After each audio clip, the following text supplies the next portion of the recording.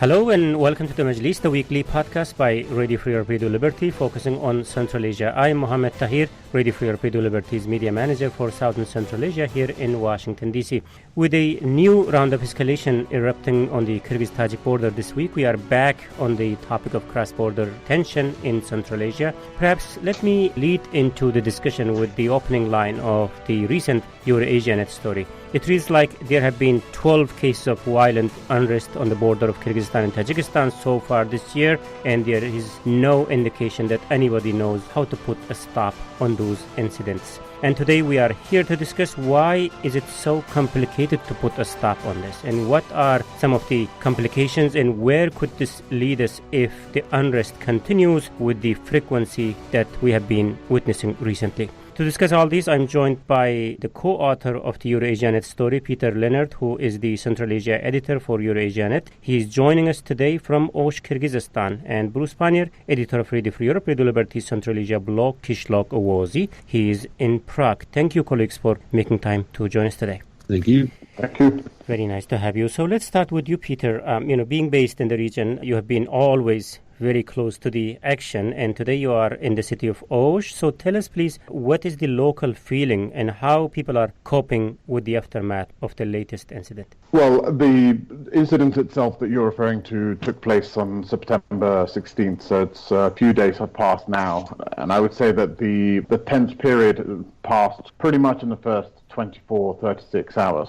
If anything, at the moment, what we're seeing is kind of a return to normality in that after the fighting broke out, village on the Kyrgyz side, the residents kind of voluntarily evacuated to another location just to get out of the kind of potential zone of danger. And many of those people have now returned. So what is happening now is kind of a reckoning and an attempt to see exactly what is going to be done to avoid this occurring again. And, as you alluded to in the opening, however, it doesn't appear that any of the stakeholders or policymakers have any clear ideas on how that's going to happen. So I'm sure that's something we can discuss. We are going to discuss that. Peter, you are usually in Tajikistan, but today in Kyrgyzstan. But how's the situation on the other side of the border?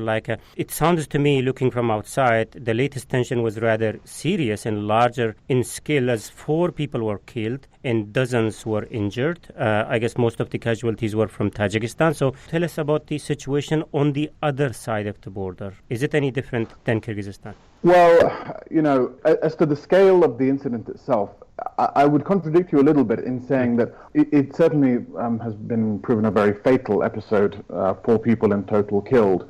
But actually, the scale is a bit deceptive, actually, because what we've seen in previous kind of flare-ups of violence on the border is actually the involvement of large crowds of people often. I mean, there have been some cases, and we've seen dozens of these now in the last few years, in which, hundreds, if not up to 1,000 people on either side of the border will kind of get involved in this incident. I mean, here, what is actually rather unusual, it would appear, is that although there was, accounts are rather hazy, but although, invariably in these situations, local communities do get involved in the clashes, it would appear as though actually the bulk of the actual kind of lethal action, or all of the lethal action, was actually undertaken by border guards, border troops themselves. And in that respect, I would say that since obviously the aggression was going on at that level, having de-escalated the situation, that they obviously operate under very kind of strict hierarchy of orders, and so the situation has been de-escalated fairly quickly. But it is nonetheless alarming and rather strange to see in this particular situation, it actually seems to have been the military personnel that initiated the aggression rather than the local community, and that's something rather unusual. Yeah, that's exactly I was thinking about when you were talking. Let me bring in Bruce here. Yes, we might never know the exact cause, how it started, who started it, and how they ended up pointing guns at each other. But this time, as Peter was referring to, it's not the way many previous incidents has started, like, one villager would throw a stone to the other and the other one bring up some other people, and fight would start between villagers, and then military personnel might get involved mostly to calm down the situation. But here it appears that the fighting itself started between military personnels. And if you believe into Tajik accounts, that quickly around 300 Kyrgyz soldiers were brought in to the area, the conflict area. So how serious was it from your point of view and compared to the other previous 11 incidents this year? Yeah, well, I mean, both of you guys are right when you point out that, these border guards are supposedly the people who are supposed to calm everybody down when they get involved in some kind of conflict, when tensions are raised. For them to actually initiate the fighting against each other is really a bad sign. You can't read it as anything else. You mentioned there's reports that the Kyrgyz rushed reinforcements to the border. This is all bad. I haven't seen it on this level since January 2014, when the two sides actually, were shooting at each other, and according to some reports, the Tajik side was even launching, using mortars and rocket launchers. So you have to look at this as real bad. The people who are supposed to be the peacemakers in all this and keep these kind of things from happening are actually the ones that started it, which just shows that the situation is deteriorating. I mean, the presidents of the two countries were in this region not even 2 months ago, and that was supposed to be symbolically a way of proving that they could get along and that tensions would calm down. And instead, we end up with a situation like this, which is absolutely ridiculous. And if you look at some of the reasons what started it, I mean, construction is always a controversial thing in this region. But it started, at least if you want to listen to the Kyrgyz side, the Tajiks were going to build an observation tower. And then the Kyrgyz decided that if the Tajiks were going to do it, that they were going to do it. And I've been through this part of and so has Peter. We've been through this part of the Central Asia before. You're right next to each other. What exactly do you need an observation tower there for on either side of the border? You're looking at each other. Anyway, and it's mountainous. How effective are these things? You can, all right, great. So you've gained a little bit of height. You can see a little bit more, but you can only see till the next mountain range blocks your view. So it shows that I would say that things are getting worse, not better. Peter, the observation point that Bruce was referring to, I mean, in fact, it looks like, that was the cause of the latest tension there. Why they were making this? I mean, does it make sense to have that observation point in the first place? Trying to understand that is maybe a challenge too far. I mean, what's particularly egregious about this particular turn of events, though, is, as Bruce mentioned, the presidents of the two countries met actually at one of the flashpoints of not this particular conflict, because there are kind of a few points along the shared border which have been the scene of similar kind of clashes. They didn't just meet, anywhere. They met in the place where fighting had taken place, actually just days before. This was in the end of July, and it was a very historic meeting. It was sort of hailed as a historic meeting, I think rightly so, because it was the first time that the two presidents of the two countries met in such a sort of a sensitive spot. And then subsequent to that, just a couple of days later, there was yet another kind of series of bilateral meetings in Cholponata in Kyrgyzstan, and these again were hailed as a sort of supposedly, possibly preparatory to some new breakthrough on bilateral talks on demarcating the border. Only half of which, incidentally, I mean, it's about 900 or so kilometers of border, and only half of it has actually been agreed upon. I mean, that's a point I think worth pointing out. And it's that background, that very recent background of bilateral coordination, that makes this what appears to be a very sort of petty and completely unnecessary conflict, especially sort of exasperating. Right. And also, it sounds like most of the casualties were on the Tajik side. Why was that? I mean, was there any particular reason? Well, there's a story within a story over here, by the way. Whenever these things happen, the media or state media in the respective countries always reports these things very differently.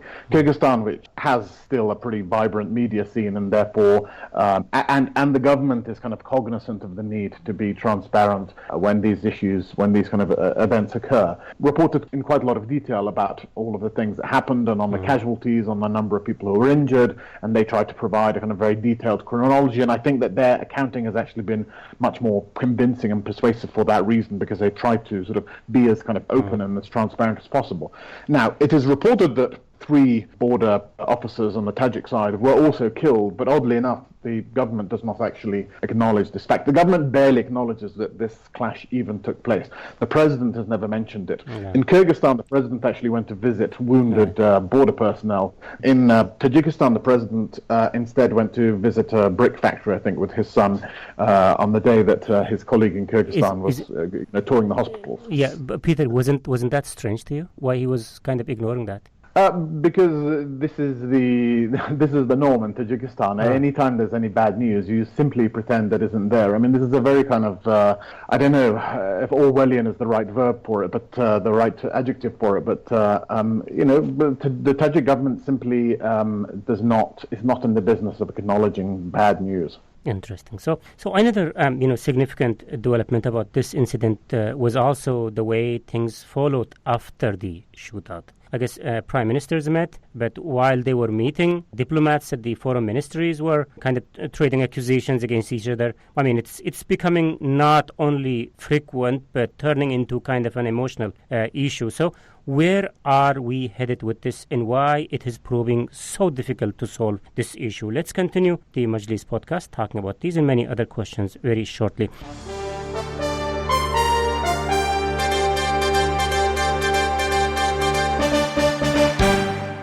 First, let me recap the debate that today I'm joined by Peter Leonard, Central Asia editor of EuroAsiaNet, who's joining us from Osh, Kyrgyzstan today. Bruce Pannier is joining us from Prague, who's the editor of Radio Free Europe, Radio Liberty Central Asia blog, Qishloq Owazi. I'm Mohammed Tahir, host of the Majlis podcast here in Washington, D.C., and we are discussing the latest tension on Kyrgyz-Tajik border and its broader ramifications. So, Peter, as your report suggests, this was 12th incident this year, which means almost 2 incidents per month.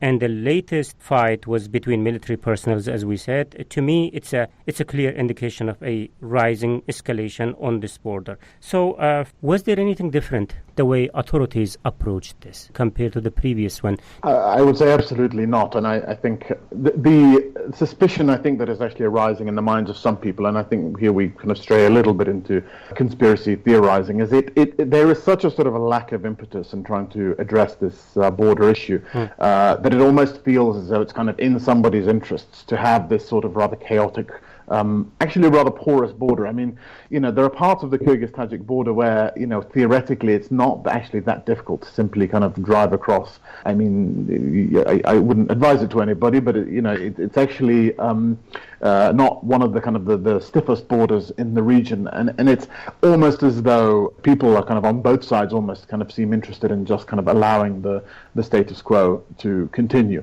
And the nature of the negotiations that followed this particular conflict appeared to be very pro forma and simply kind of were very, I think, inept crisis management kind of stuff, rather than any kind of serious consideration about how to actually definitively put an end to this undefined border situation, which has been carrying on now since obviously 1991, when both countries gained independence.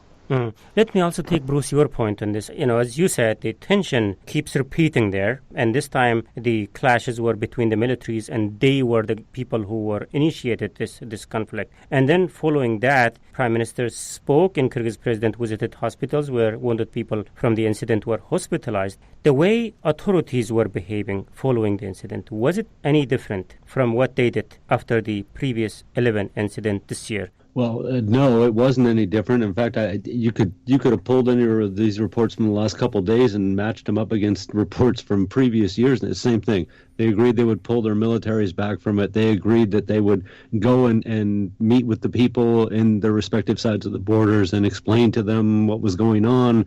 I didn't see that they were going to do joint patrols, but I imagine that's coming. That's another thing they almost always throw in at the end. It's basically the same solutions that they've always offered up, which is no solution at all. Basically, it's de-escalation or trying to calm the tensions. But past that, there's really nothing. So there's got to be some other solution they come up with that's going to help this. Part of the problem is also that this place is far from the capital, so it really doesn't receive much attention. Peter pointed out the Tajik government barely acknowledged that. For the Tajik government and to a large extent for the Kyrgyz government, this area practically doesn't exist unless something happens there, unless there's a conflict, and then they pay attention to it. But then after that, it doesn't get a lot of attention.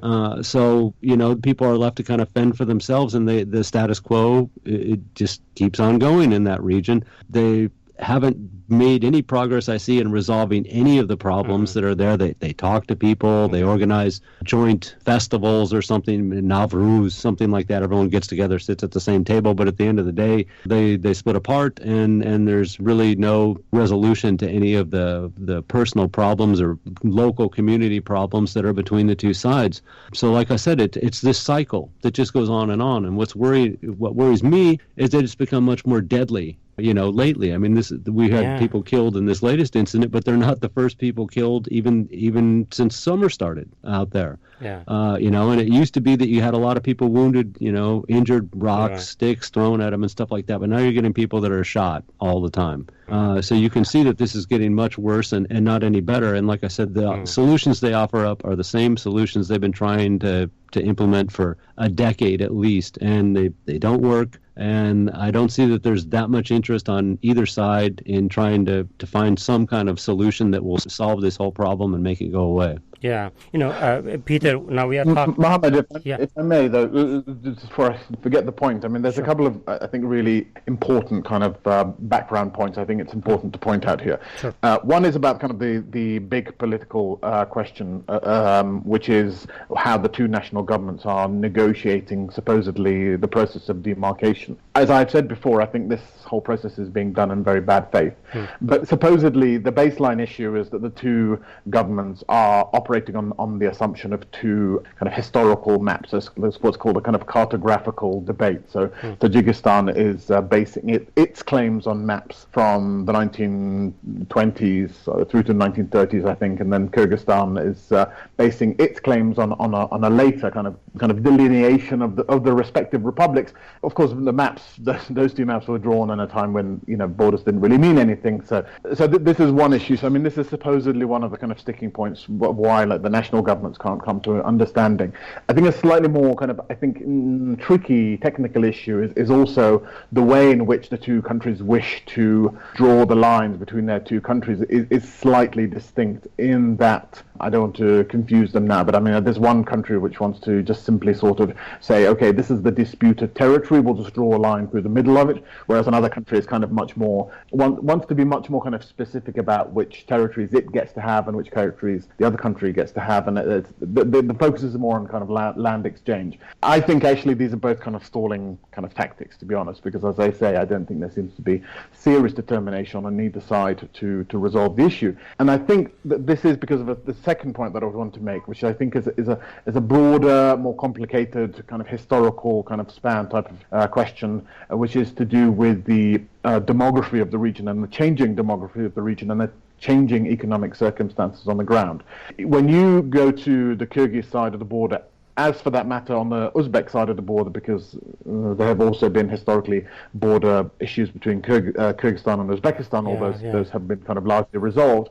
What you tend to find is that, broadly speaking, that the kind of Tajik communities tend to be rather wealthier, kind of better, kind of established. You can just sort of sense it almost in the houses and in the way that the kind of the villages are arranged. You can kind of sense a certain degree of wealth on the Tajik side, whereas on the Kyrgyz side, often villages are kind of completely emptied out of young people who've all emigrated to Russia, and so that dynamic, I think, is rather conducive, at least on the Tajik side, to kind of playing the waiting game of kind of running down the clock and just waiting until kind of demography does its deed. Which is to say that that it may be that somebody thinks that eventually it'll just kind of become a fait accompli that one side will simply be so kind of economically and demographically dominant that perhaps that will kind of come to determine the overall tenor of the debate. Very interesting. Peter, you referred to the Kyrgyz-Uzbek border. As you said, they were also, once very problematic, and we used to see some cross-border clashes there, but not anymore. And also there were some issues with the Tajikistan and Uzbekistan border, and Tajikistan, brought peace to this border there, and Kyrgyzstan was able to do the same with its border on Uzbekistan. Is there any examples to be copied? I mean, this is a very good point, and I mean, it actually illustrates the point that these border issues, which we kind of tend to call intractable and all these types of things, because of the border's so complicated and the communities are sort of intermingled with one another. I mean, I don't sort of dispute for a second that it is complicated, but actually the way in which the resolution of these issues has kind of largely been reached between Uzbekistan and Kyrgyzstan shows that when there is political will at the top, these settlements are reached quite easily. Ditto, I mean, I would say Tajikistan and Uzbekistan didn't have quite so many territorial disputes, but they certainly had very frosty relations, and suddenly after the Uzbek president Mirziyoyev came to power, it was all, opening borders and all that kind of thing. And that shows that when the political will is there, this issue can be solved. Not easily, but it can be solved or addressed to a great part. The thing that people kind of brew it in this part of the world now is that when the fact that this issue is kind of dragging on so long, it sort of serves the interests of black marketeers or drug traders who are sort of interested in a kind of permanent kind of chaotic situation in which hard borders don't come into being, and therefore that's a kind of an absolute boon to anybody who's engaged in any kind of illegality, and that I think is actually the more important, broader issue, which I think should be of interest to the international community here, because although this seems like a very local kind of petty issue, it is a matter of huge international interest. When we think of 80 tons of heroin passed through Tajikistan, through Kyrgyzstan, possibly through these very spots that we're talking about every single year, then we should understand that this is something that is, of course, of relevance to the West, to Russia, and to many other parts of the world. Yeah, it's a very important point that you raised. And let me get, Bruce, your point, and also we should be looking into conclude the discussion very soon. So in terms of, Bruce, the Kyrgyzstan and Uzbekistan could solve their border disputes. Why not Tajikistan and Kyrgyzstan can do that? What's the difference between them? I mean, perhaps it might sound very illegitimate question, but forgive my ignorance. Why can't the solution on the Kyrgyz-Uzbek border be copied to the Kyrgyz and Tajik border? Well, in theory, I suppose it could. There's a difference here that I see anyway, is that when Uzbekistan is negotiating with Kyrgyzstan and Tajikistan, it negotiates from a position of much greater strength than either of its eastern neighbors. It's a bigger country, it's got a bigger population, far more powerful. And of course, if the Uzbek border is cut to Kyrgyzstan and Tajikistan, it strangles trade going in and out of both those countries. There's a greater drive, I would think, on the part of people in Bishkek and Dushanbe to come to some kind of accord with Uzbekistan because it is a more powerful neighbor, whereas I think Kyrgyzstan and Tajikistan are more evenly matched. They essentially, Tajikistan has a bigger population, but otherwise they're relative to Central Asia. They're kind of about the same size. They're in the same place. They have the same things.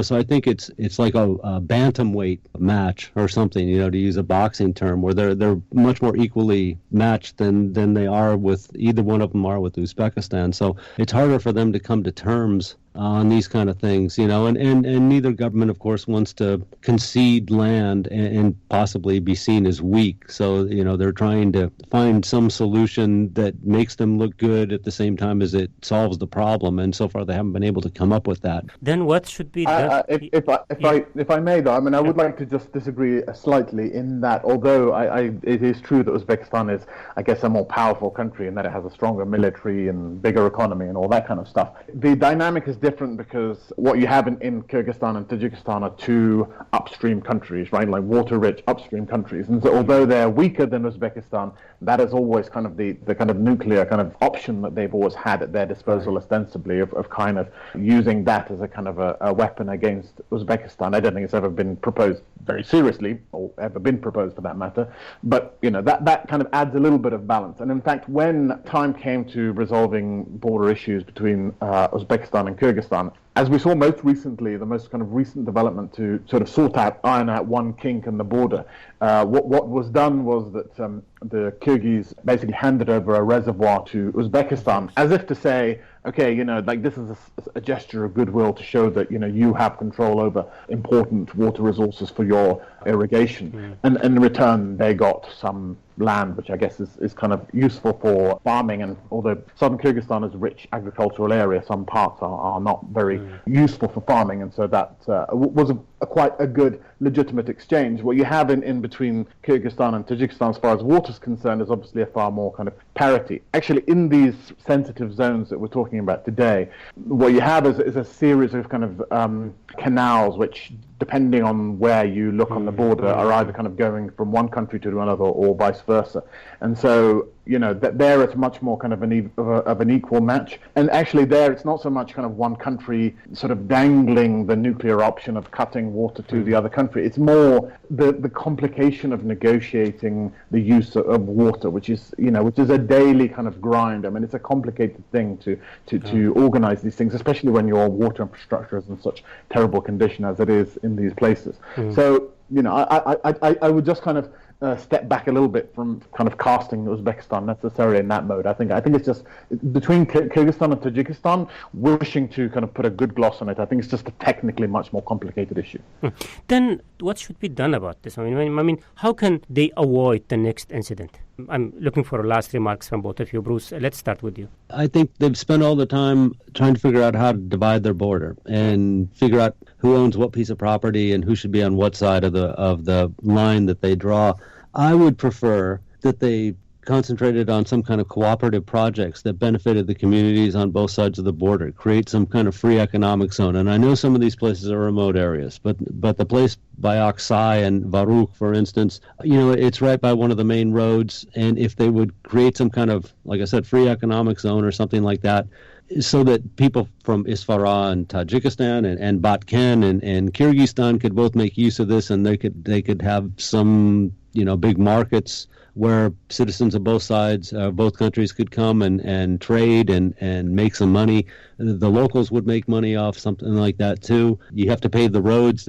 Both sides would see it's in the interest of them to have better roads so they could get people to these areas. But like I said, they're fixated on dividing the border, and I think for their purposes it would be better if they found projects that involved citizens on both sides of the border without necessarily coming to a final decision about the demarcation. Yeah, that's an interesting point. Let's end it, Peter, with you. So what should happen that the next incident is avoided? There are two things which I think are very important. One thing that Tajik political analyst who we spoke for our story, Abdulghani Mamad and I'm going to forget his name. Azimov. Actually, can I get... Yeah, exactly.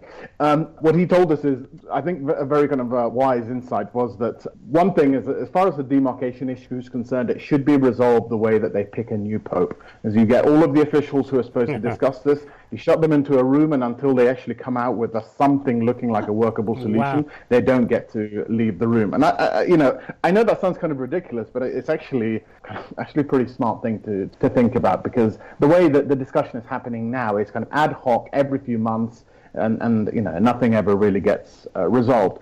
I think the second important thing is, again, there should be some people who are forced to relocate from their comfortable offices in Bishkek and Dushanbe, respectively, be forced to live near the border with kind of Republican level kind of authority and responsibility, whose job it will be to act within literally minutes of anything happen, of trying to address the situation. Yeah, okay. No, and that's good, because today someone in Kyrgyzstan proposed they should move the border guard headquarters to Batken. So that's already someone has picked up on that kind of idea. I'm not sure that would calm the tensions necessarily, but it was an interesting proposal to move border guard headquarters down south. Yeah, but why they were not thinking about this in this line so far? Boy, that's a good question. It calls for a lot of speculation. Like I said, this place is far from the capitals. It doesn't receive anywhere near the amount of attention as other parts of both countries do.